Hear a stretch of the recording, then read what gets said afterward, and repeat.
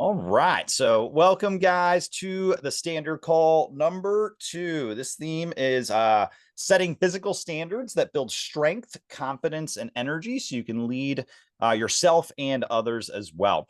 So whether you're an athlete who trains daily or somebody who's just hasn't worked out in years, like this call is for you. And I know kind of we talked about this a little bit last night, Nick. Random air, like I would never run a marathon. The fact that you've run 26 miles before is mildly astounding. Um, I just hate writing with every fiber of my being. So I just respect that so wholeheartedly.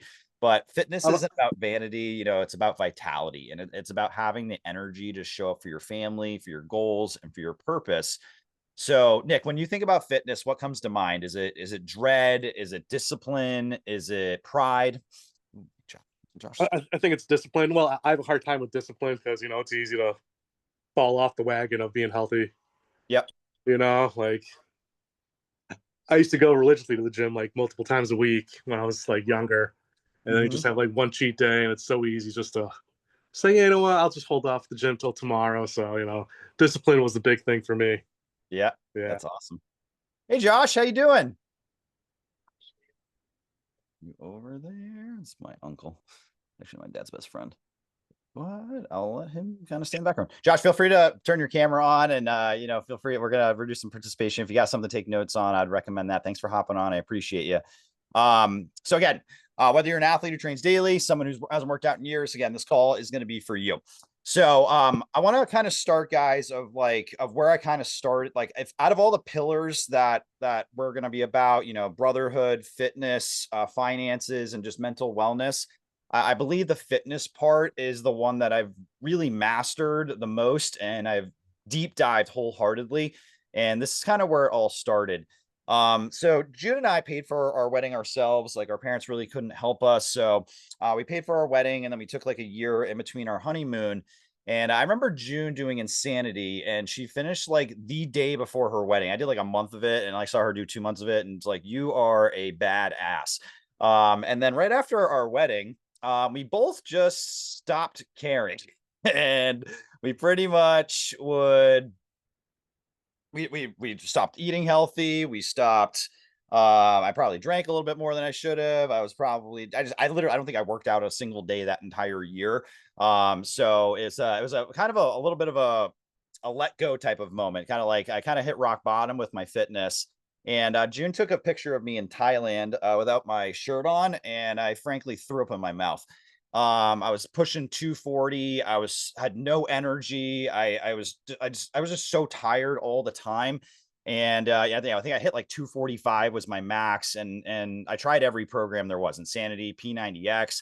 Josh, my dad got me like that P90X program for Christmas one year. And I tried that, and nothing really stuck because I wasn't changing the identity underneath myself. Something shifted. June and I started talking about having children, and I realized that I just never wanted to be a dad who was like too tired to play with their kids when they got home from work. I wanted to have energy, I wanted to have presence and confidence when they looked at me, and that became my biggest why.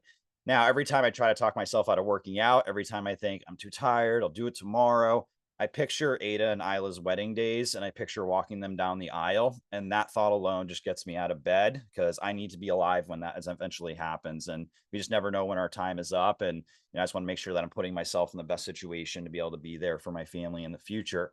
So, if you guys have like a journal or a notebook right now, what's your enough is enough moment towards like your fitness and your health? That time that you realized that's something had to change in that moment. So again, I would just have like a journal or something to take some notes on, guys. I'm definitely teaching a lot. And then if you guys are more than welcome, if you want to share it all, you're more than welcome to share. But I'll give you guys a minute there just to kind of journal and jot some things down. And then if anybody wants to share, so I'll kind of open up the floor a little bit. Let's resume the recording. All right.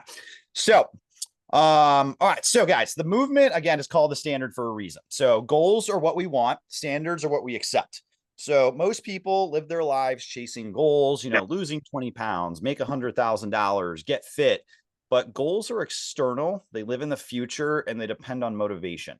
Standards are internal, they live in your identity, and they depend on who you decide to be every single day as a man. You don't rise to your goals, you fall to the level of your standards.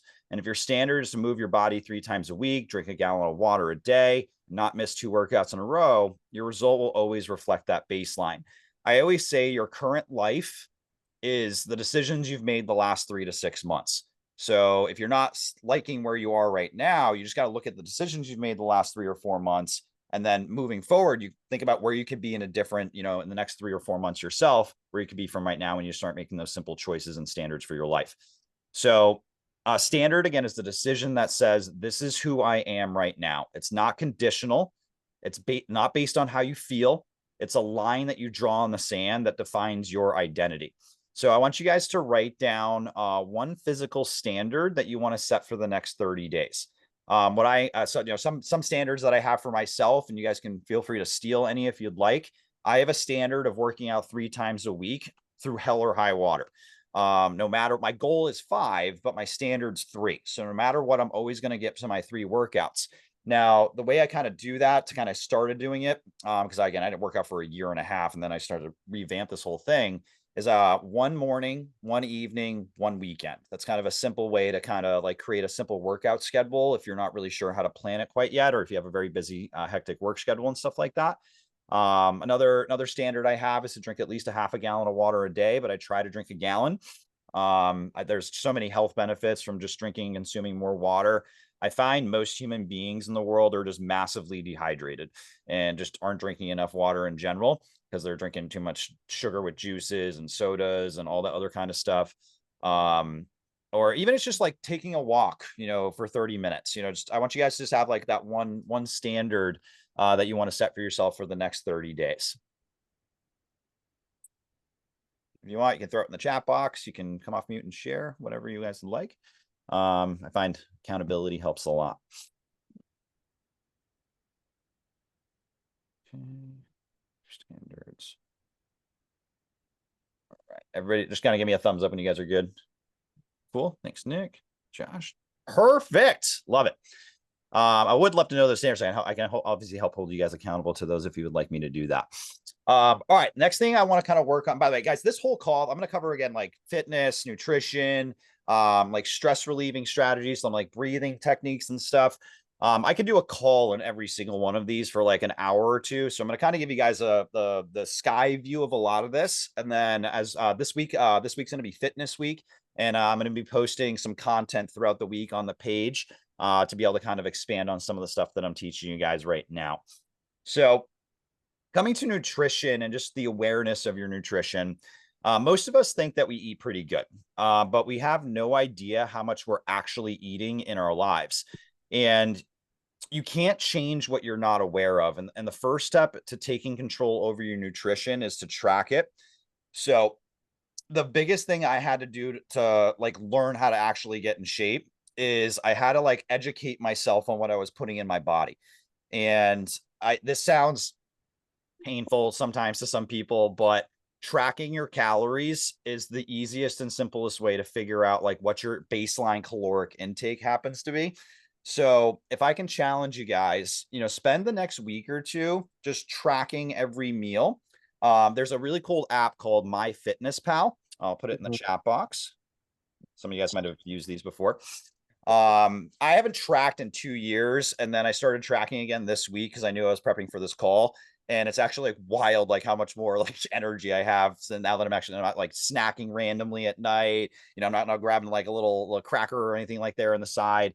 I'm kind of sticking to my standards with my health and my routine. I want to drop like 5 to 10 pounds before I'm going on a cruise with June and March. So I'm just trying to get a little more shape for that particular cruise as well. Ooh. So we kind of teach you guys a little bit about nutrition and a little bit of helping you guys just eating a little bit healthy. What's up, Phil? Good to see you, sir. How you doing? Good to see you. Good to be seen. So happy you're here, my friend. Nice. This is Phil Bolender. Phil is one of our division managers, works me out in Utah, out in Salt Lake City. He is the man. Phil, this is my Uncle Josh. He's my dad's best, and then this is my daughter's dad's, not my daughter's, my daughter's best dad, Nick. As right, well. there you go. Nice. I appreciate you hopping on. We already talked about a few things, but we kind of just started talking about nutrition and awareness with that. So So again, to kind of remind you guys, if you guys don't have the MyFitnessPal app, I'd encourage you to download it, play around with it a little bit, just kind of start tracking and educating yourself on what you're actually putting into your bodies. Like next week when I talk about finances, this is something that I'm actually really excited about because I need to kind of work on this a little bit more too. Is you have to track what you're actually spending to learn how to get good with money. You have to do the same exact thing with your food intake to be able to learn how to get good and healthy. So the first step is just educating what you're putting yourself in your body. So like when I challenge you guys, do that for like 2 weeks. Don't change anything. Don't like limit just do your normal eating habits and just track what you're eating so you can actually figure out what you're putting into your body and fueling your system with. And then once you guys kind of got that baseline, then if you guys want, I know how to like teach people like, hey, that you probably should be at this kind of level. You want to be at that level. You guys, all losing weight and gaining weight is just consuming less calories and consuming more calories. The biggest thing I learned about doing carnivore diet after when I first started my fitness journey, I didn't work out for 3 months, but I dropped 30 pounds just by what I was putting into my body. So 80% of your fitness and like how you look is frankly nutrition and what you're putting into your body. So to kind of just teach you guys a couple of things to help you build some self-awareness, and awareness always precedes change. Once you have that data, you can make intentional decisions instead of just like randomly guessing. So your body essentially runs on 3 main macronutrients, and those are proteins, carbs, and fats. Phil, I probably recommend just having like we do a little journal prompts and stuff here. So if you have like a notebook or something, be helpful probably. So protein. First off, protein. Protein is the building block of muscle. We all know what protein is. We hear it constantly. But how much protein should you actually be consuming on a daily basis? Most experts recommend 0.8 to 1 grams of protein per pound of body weight. So like I want to get to 180 pounds. I'm like 186 right now. So I want to consume about 175 to 180 grams of protein on a daily basis. That's either with I found there's got to be as an idea of like how I do that. It's not hard when you actually start playing it out. I take like a protein shake in the morning that gets me 60. I eat like 6 to 8 ounces of like a lean meat, like a pork or a chicken breast. And then kind of just do that for lunch and dinner with some rice and some vegetables on the side. I just kind of get some simple nutritional, facts there. Carbs obviously are the main source of your energy. Carbs fuel your workouts, your recovery. Carbs I find get demonized a lot because keto diets and all that kind of stuff. They're very helpful and useful. Just use them strategically. And then fats are the third one. These are crucial for hormone, brain development, and function. Think avocado, olive oil, eggs, nuts, stuff like that. Just not all the processed junk that we tend to just put in our mouths pretty easily. Josh, I think about my dad. He would like grab a bag of Doritos and like 5 minutes later, the whole bag would be gone. And they're just empty calories. And they're things that aren't going to really, add a lot of good fuel to your body. Now, I've also had a lot of questions about supplements and stuff like that, and I've done a lot of deep diving on them. You guys don't need supplements. They are supplements just to help you supplement your workout plans and stuff like that. But there are a couple that I find can be very useful. The first one being whey protein, just for convenience. Like I just had a hard time at consuming 180 grams of protein a day. So like I just give myself a 50 to 60 gram protein shake, and it just kind of starts the day immediately. And I usually do that right after my morning workout. Creatine, I think is probably one of the best supplements you guys can probably be taking. There's so many health benefits to it. There's zero downsides to it, but it makes you look like it helps keep water absorbed into your body. So you actually look a little bit fitter. But the biggest benefit that I found with it is that it's a huge brain supplement. It helps you with energy levels. It helps you with your concentration, all that type of stuff. But the biggest thing, if you guys do get any of these supplements, make sure it's like mono. It doesn't have any of the extra crap in it. So I usually get NutriCost on Amazon. Those are really simple, cheap, cost-effective little methods that help me a little bit. Electrolytes are obviously another thing that can kind of help you if you're just sweating a lot throughout the day. And then one peptide I started taking was collagen peptides. Me and Sam all of us are kind of in the older bracket in the room today, but it's helps with joint health, helps with your skin, hair, nails, that kind of stuff. I just get a lot of achy joints every now and then, as some of you guys can probably relate to me. So it's been helping out. Actually, I don't have a lot of those as much anymore. Once I've started taking that, I'm like 2 months onto that right now. So a journal prompt I can give you guys to do a little bit of reflection on this. What's the hardest part about eating healthy for you? Is it the time that it takes to prepare? Is it the consistency? Is it the cravings or just knowing what you need to eat? So I'll give you guys 30 seconds or so to kind of jot that down. And if anybody wants to share, feel free to come off mute and share. Well, here at home, we've done a great job. And I mean, joking on, like I actually just kind of I know my biggest weakness is Josh. You remember, obviously, my dad, he would just plop food on a plate. So he didn't know portion control at all. And like, I don't demonize him at all for that. He just didn't know what to do, but he would just like load our plates with food and then we just consumed it all. So most of my life, I was just overeating just way too much. And that's the biggest thing I kind of learned from just tracking and everything. It's like, I don't need to eat 16 ounces of chicken or a steak. You probably eat half of that. So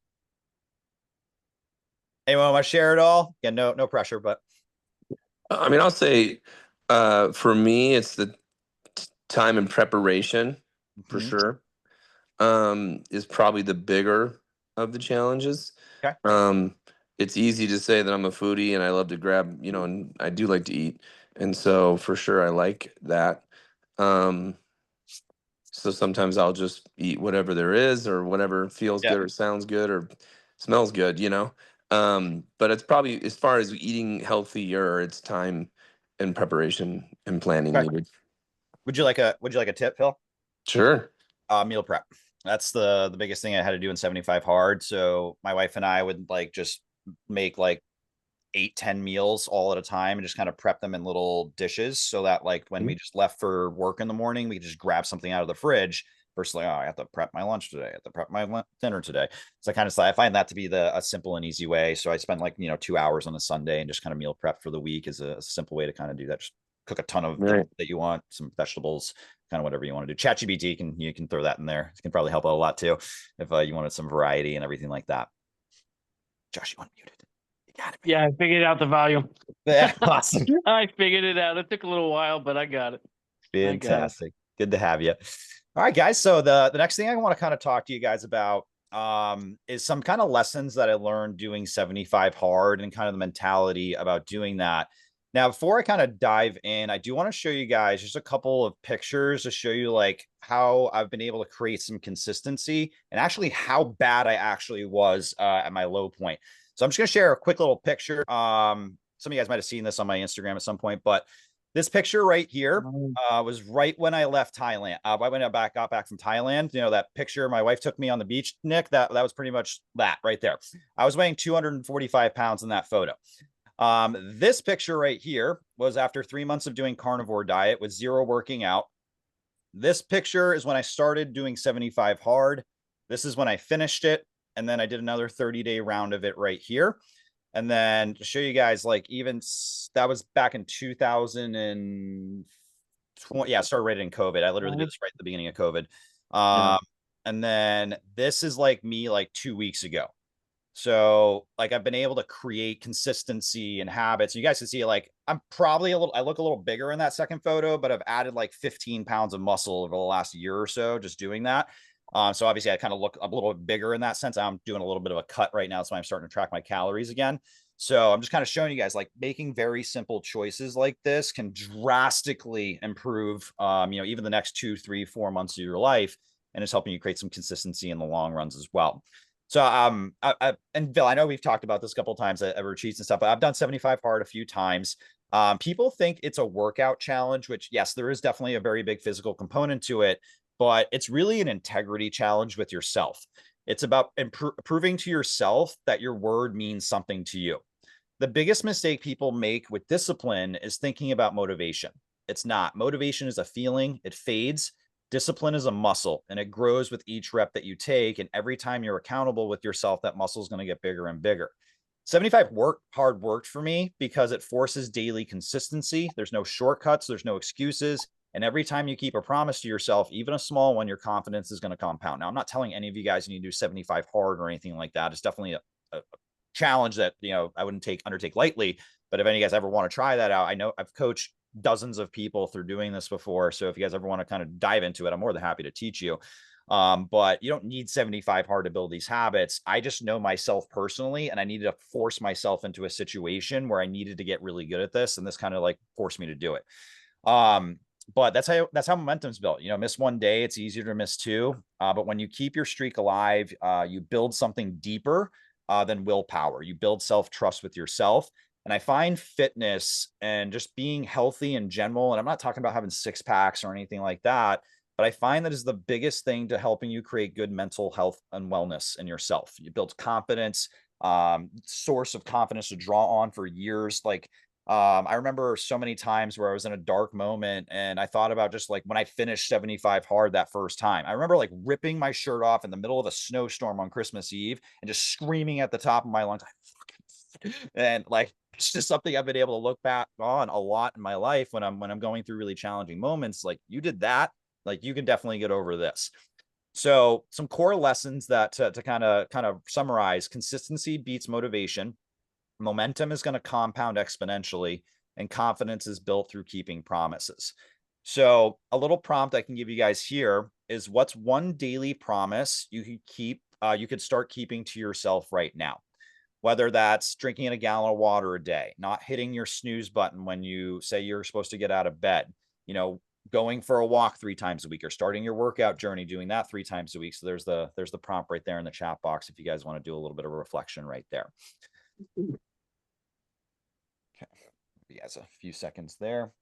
In case some of you guys don't know what 75 hard is, it's 2 45-minute workouts a day, one which needs to be outside regardless of weather. Drinking a gallon of water a day. You pick a diet, and you cannot have a cheat meal for 75 days or you fail and start over again. You can't drink alcohol, and you have to take a daily picture of a progress photo. So it's kind of like just some simple thing. No, I mean, they're simple, but they're challenging when you don't plan it out right. But so anybody want to share a daily promise you're going to keep with yourself to the group? Mine's just tracking. I'm just going to start tracking my calories daily. It's kind of the thing I've been doing this week. Less scrolling, more strolling. Less scrolling, more strolling. I'm going to That's steal a it. good idea. I like that one. You know, I've been scrolling a lot recently. Less scrolling and more strolling. I'm stealing that one, Nick. Yeah. I like that. I'm sure my dog and babies will love it. So Yeah, one thing I find myself doing is when I wake up in bed, I just like scroll my phone for 30 minutes. yeah, Um, and then you stay awake and you. yeah, it's getting bad now. So something that helped me do that, to get out of doing that and just get up really early, is I just put my phone in another room. That's smart. And then, or Yeah. across the room. So you have to actually get up out of bed to grab it and shut it off, or your wife is going to want to murder you. Like mine did. Okay, cool. Fantastic shares, guys. Thank you. With 75 hard, is it 10 pages? What do you mean 10 pages? Isn't it what you're supposed to read 10 pages a day? Oh, or yeah. something? Yeah, I Yeah. forgot that one. Yeah, you're supposed to read 10 pages of a personal Yeah. development book a day too. And so I would say that's the one I was off until about a month and change ago, and it's been awesome. You know, getting back. I mean, I don't do 75 hard. I've never done 75 hard, but I work out a lot. You probably know that, and you know, and sometimes I was hardcore journaling. And I think if you're doing either or, it's great. Right now, I'm more on a reading kick. For a while back, I was more on a journaling kick. So either one of those two things for me are, and I love it when I do both, by the way, any given day. But right now, it's reading. Love it. Yeah, that's definitely something I need to get back on to as well. Kind of goes by the wayside pretty easily when you're not. Right. Awesome. Well, thank you guys for your shares. I appreciate it. Now my biggest hang up I found with like just fitness and nutrition and stuff, guys, wasn't knowledge. Again, it was more consistency in your actions. I spent thousands on coaches who gave me generic workout plans, but never held me accountable. What I really needed was somebody to check in with, hold me to my standards, and remind me who I said I wanted to be. Like, I did a coaching program for 3 years, and I had a personal coach who I could have a call with once a week. Anytime I was like feeling bad or like not holding up to my standards, I would just kind of reach out to him really quickly. I can definitely be that for you guys. You guys just need somebody to hold you accountable, or need somebody to kind of, yeah, I'm going to set up a group text, probably as a group me, just so everybody can kind of be involved in that and just have some space there to kind of hold accountable if you guys would like. So accountability is the bridge between intention and execution. And you can know what to do and still not to do it. That's just human nature. But when someone's watching, when you have a brother checking in, when your progress is being tracked, you show up a lot differently. I think the biggest thing that I did in 75 Hard that held me accountable, and I've done it twice and I didn't fail a single day. Most people usually fail that 3, 4, or 5 times. And the reason why I didn't fail any day is I would post my status posts on Instagram to thousands of people every single day.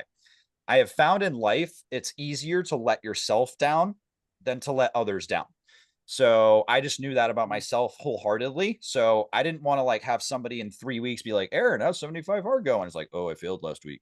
Like I just want to, I didn't want to let people down. And that kind of forced me to make sure that I was holding to my standards with that particular program. So one thing I want to offer all of you guys is I find the hardest part of working out is not knowing what to do in the gym. I was paying like a fitness coach $200 a month just to build workouts for me. That's like literally all I needed. I didn't need no form. I knew all that stuff from football and working out a lot for most of my life. I just needed like a workout plan. I just needed like somebody to tell me like what to do. Like, this is what you need to do and go. That's pretty much what helped me do what I needed to do. So I had a coach doing that for me for a couple of years. I was just kind of tired of paying hundreds of dollars a month for that. So I actually found this amazing app. It's called the Zing AI coaching app. And I'm going to offer you guys, I can give you guys a free week trial if you want to test it out. I'll post the link in the chat box for you if you'd like.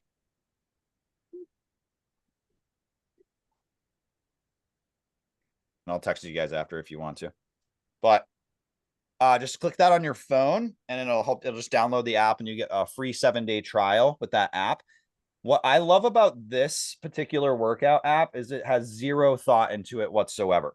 So to give you like an idea, you can like set it up so you're trying to bulk, you're trying to lose weight, you're just trying to get back in shape, you haven't worked out in years and you're just trying to start up back again.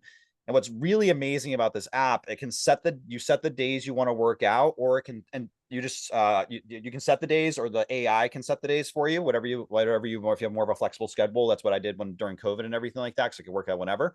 Now that my schedule is a lot more stringent with office duties and everything like that, I just have to set up certain days. And what it does is it gives you your workout plan for the whole day, and it gives you videos on how to do the perfect form. There. So it has videos for everything, so it can show you how to do each workout. It has exactly the amount of reps, the amount of sets that you want to do as well. What I love about this is that it's AI powered, so it improves every single lift and rep that you do. So it updates every workout and every week, so it's continuously like improving your body on a week in and week out basis. I have like a 200-day activity streak on this thing too, so it kind of helps you with streaks and everything. So just a really cool app that I've found. I actually got sponsored by them last year. I got like a free year. I think that's like $20 a month after the free week if any of you guys want to do it. But you know, that link right there will give you guys a free week just to kind of test it out. If you like it, you know, feel free to use it. Add me as a friend on it if you do try it.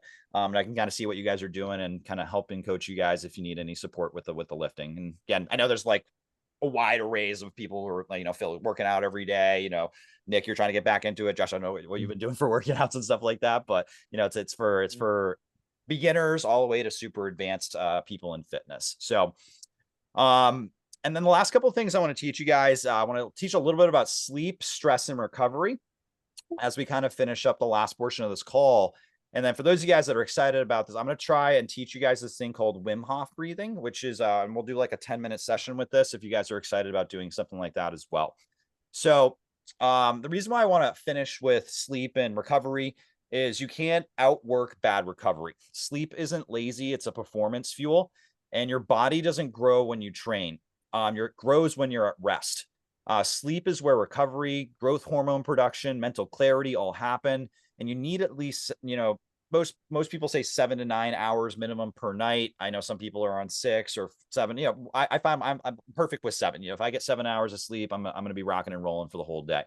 So the biggest thing with sleep is just setting a consistent bedtime and a consistent wake time. That way that your circadian rhythms and your body are just naturally attuned to when you want to work out. Like, when you wake up and want to go to bed. Like Josh, I remember like dad would like wake up at like 4:30 on the dot every single freaking day because Every day.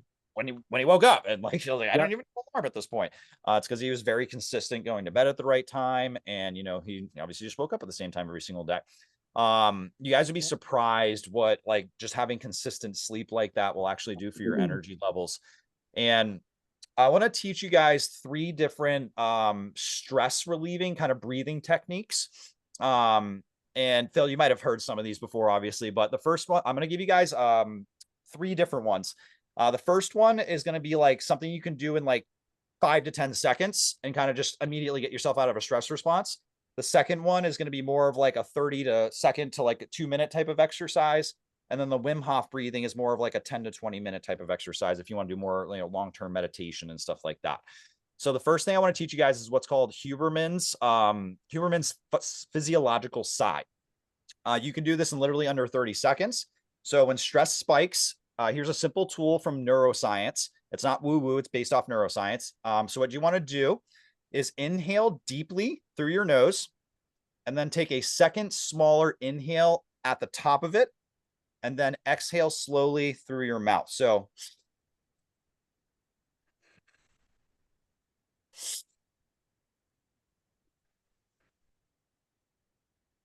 you guys do that a few times, you're going to instantly feel your body start to calm down. So I do that when Ada is having an absolute meltdown. So I'm like, Phil, you got a lot of kids too. So I mean, we're all dads in the room, so we all know this. So when our kids are giving us those stress responses, a simple like something you can do in the car if somebody's like stressing you out because of road rage or something like that. Something kind of quickly before you're nervous before something. It's a very simple physiological response that you guys can do to do that. The second one I'm going to teach you is more of like a 1 to 2-minute type of exercise, and this is called box breathing. Actually, before I do that, I want to teach you guys why kind of the neuroscience behind that physiological sigh. So what it does is it resets tiny air sacs in your lungs. It balances carbon dioxide and oxygen and signals your brain to lower cortisol, which is the stress response hormone. It's one of the fastest ways to calm your nervous system without needing meditation or escape. Now, box breathing is just a longer version of this. And what box breathing is you inhale through your nose for 4 seconds, you hold it for 4 seconds, and then you exhale through pursed lips for 4 seconds. So I'm going to show you guys this. You can kind of try this as well if you'd like. So 1, 2, 3, 4 in, 1, 2, 3, 4 hold, and 1, 2, 3, 4 let out. So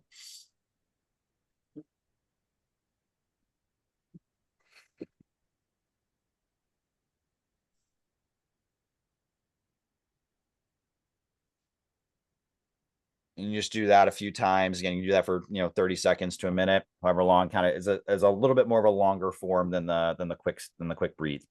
And then the last thing I want to teach you guys, and I actually would like, if you guys are up for this, I would love to do like a 10-minute session of this. I did this every day of 75 hard, and it was probably the thing that gave me the most mental clarity when I was doing this. And Phil, it works so well that I haven't done it in 2 years. I did it yesterday to kind of like remember a lot of the practices that I did with it. And I just felt so calm after that I actually need to start incorporating this into my routine a few times a week. I think doing it every day is a bit intense. It's kind of almost like a little bit of a mini workout when you do it, but it's a fantastic breathing method. So to close today, we're gonna do something really powerful. It's called, again, Wim Hof breathing. So what Wim Hof breathing does, guys, is it resets your nervous system. It increases your oxygen levels, and it's actually wild. It reduces the alkalinity in your blood and in your body. So I actually when I did a growth retreat a few years back, and we had a Wim Hof coach come in. She taught us breathing techniques, Wim Hof, and then cold plunge. Usually if you do a cold plunge after it heightens it even more. I just don't have a cold plunge on hand, so I can't do it whenever I'd like to. But it's definitely something I'm gonna get when I get a house. But this is something you can do for like 10, 15, 20. I've done a 30-minute session with this before. It's a very big form of meditation and just kind of helps you create some mental clarity. So essentially what you guys want, I'm going to kind of teach you the premise of it, and then I'm going to play a recording so we all can do a 10-minute quick session of this if you would like to do it. If you don't want to do it, up to your own, but I would really encourage you if you guys would like to try it out. So to kind of teach you guys the premise of Wim Hof breathing. So essentially what you want to be doing is you want to be doing very deep inhales and kind of letting your breath out. The easiest way I kind of think about doing this is, Josh, think about pulling a bow with your inhale and just letting it go. You're not like forcing your breath out. You're just going, and you're just repeating that cycle over and over again. And then in the recording, she's going to say pause. And essentially, once you exhale, you stop breathing for 30 to 60 seconds. And that's the time that's meditation related. And as you guys are going through that, you're going to have all these thoughts and all these things kind of going through your head. Don't judge those thoughts as they go through your head. Just kind of let them pass through. And one thing I've done a lot with this is doing a little journaling after, because those thoughts, I've done that when I was doing it I literally did it for 3 months straight. So I had the same kind of memories and emotions kind of keep popping up. So my coach taught me, hey, journal that stuff at the end of it, and you'll start seeing themes and reflections with it as well. So, what we're gonna do is there's a 10-minute recording that I'm gonna share with you guys. I'm just gonna play and share on the screen with us right now. And what I want you guys to do is find a comfortable chair. I love doing this laying down. I find that's the best way to do this, but you can also do this sitting it up. But Josh, being a nice lazy boy that you got right there, just don't be in like a very rigid chair or something that's going to be very uncomfortable for you. So, getting on your couch, if you want to lay down, it's totally fine. And then again, this is the coach that I worked with for about 2 years. Her name is Shireen. And she actually is a certified Wim Hof coach. She taught me all the stuff, breathing techniques that I'll teach you guys over the weeks and stuff like that. But this is just a simple 10-minute Wim Hof breathing session. So just kind of remind you guys of the technique that we're going to be doing here. So when she says breathe, you're going to breathe through your nose as deep as you can and let it out through your mouth. Again, and don't force it out, just kind of let it out. The way you can kind of mentally visualize your breath kind of taking a circle through your body. So when you're breathing in, it's kind of going through your head and going down through your chest and through your gut. So it kind of creates a circle motion when you do the exhale to the inhale to the exhale. And then again, when she says pause, you exhale and release your breath, and then don't breathe. And then she's going to say, take a deep breath. And then you just take a massive deep breath and try to push it into your head. This is going to sound like a strange concept, but essentially what that means is kind of like, you guys know when you're trying to poop, essentially, you got to kind of get that feeling in your head a little bit. That's probably the easiest analogy you can think of is, doing that exercise. And you want to hold that into your head for 10 seconds. Now, if you cannot hold your breath that long, you do not need to hold it as long as she's going to have us hold it. I did this yesterday. It was like the first time I actually could hold it for as long as she's done it and forever. So don't feel like I don't want you to suffocate, obviously, when you're doing this. So just let go of the breath whenever, but if you need to do it early, just take that deep inhale and hold that for 10 seconds, and then just start the revolutions again as she starts going through it. The last time that she does it, you can hold your breath for as long as you can. And that's kind of like where we're going to end it. And then we'll kind of finish up with some kind of reflections, or, if there's anything that you guys want to talk about after we finish that up. So I'm going to do this with you guys as well. I'm going to mute myself so you guys don't hear my constant breathing the entire time. So I would just mute your cam, so we just don't hear a lot of heavy breathing. And then I'm just going to play the recording, and then we'll kind of take some reflections after that. So just give me 2 seconds to get that recording for you guys. And you can find this right on YouTube if you guys ever want to. Last thing I'll mention before I play this: when you guys are doing the holding your breath, your fingers and feet might feel a little tingly and stuff like that. That is normal. So it's kind of like almost they're going to sleep. So that's a very normal thing. So just don't get freaked out if that tends to happen. Okay, so I'm just gonna play this for you guys. I need to share the sound. 1 second. I forgot to do that. Okay. All right. And then I'm gonna do this with you guys as well. So I'm just going to pause the recordings. I don't think people need to see us breathing for 10 minutes. So, all right. So just love to see how people thought that was, anything that might have come up, any questions. Has anybody done that before? I have. You've done it? Yeah, I actually started back in high school. A teacher had taught me that. Really? But I've been off and on, haven't done it for a long time. Wow. But I did this with Dad once when I was home for a weekend. they're absolutely fantastic. It works every time. Yeah, like you guys probably feel a lot lighter. Your Yeah. body feels better. Like they're like, I had thoughts coming up in my head that, again, you just kind of just let them kind of pass through without judgment or anything like that. Nick, Phil, anything that you guys insights on things that might have come up while you were doing that? It was definitely relaxing. Like, I don't think I felt that calm in a while. So Yeah. definitely doing that going forward. Yep. Anything for you, Phil? Yeah, I mean, it's always good. I mean, I get the tingles for sure. Yep. And wakes you up and gives you some clarity and gets you out of a state that you probably, didn't want to be in anyway.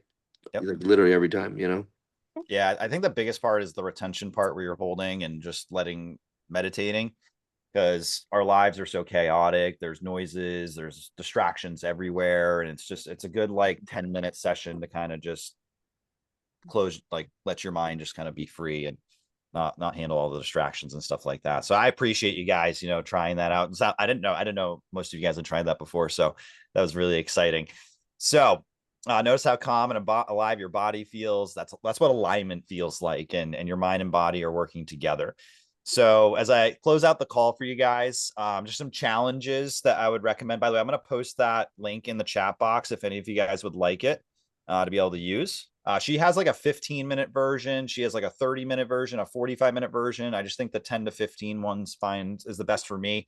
When I'm in a very like red alert state, I'll do like the 20 to 30-minute session. That one calms me down completely and just kind of gets me out of my head, and really be able to focus on things in the right way. So some challenges and focuses that I'd like you guys to try for this week. I'm going to post them in the chat box for you guys. So track your meals in MyFitnessPal. So start learning your caloric intake and just kind of learn what you're putting in your body. Try to, make a habit of moving 3 times this week, whether it's going for a walk with your dog for 30 minutes or, going to the gym, swimming, cardio, whatever you like to do. Just get your body moving 3 times this week.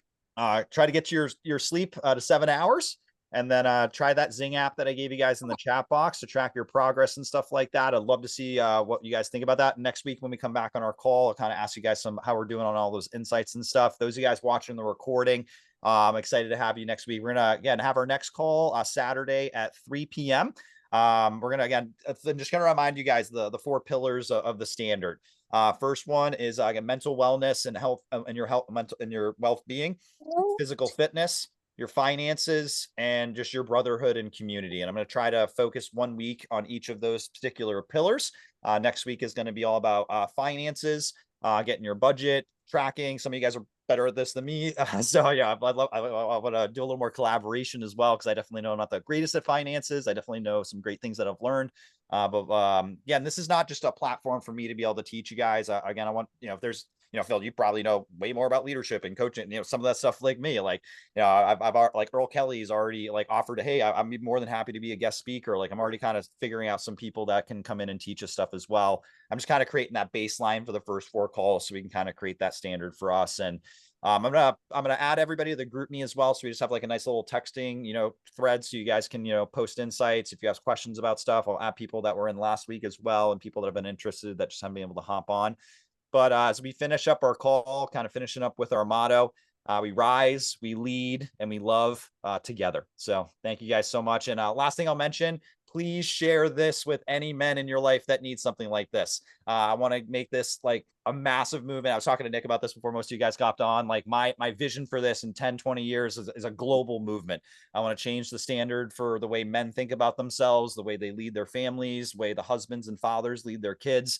It's just, I don't know if Josh, I don't know if you saw my recording last week, but like, I think so many Gen X boomers are dealing with heart disease and cancer and all this type of stuff because we've been told for generations to just shove it down and be men and not show our emotions. And to be a man is to actually show our emotions, to let our tears flow, and to be vulnerable in those moments when we need it. And that's why I created this brotherhood, so we can have a platform for men to be able to do that on a weekly basis and stuff. So I'm very appreciative. I have so much gratitude for all of you guys being on today and let me coach and guide you.